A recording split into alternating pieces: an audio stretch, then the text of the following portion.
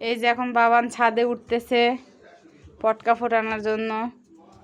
দেখেন পায়ে ব্যথা পেয়েছে, তবুও কিভাবে খুকরে খুকরে হাঁটতেছে আর যাচ্ছে।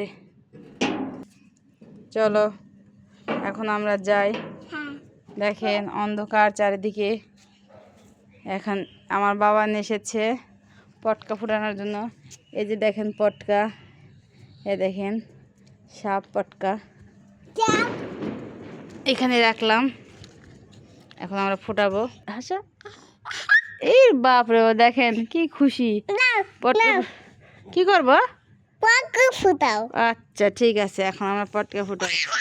এই বাবা,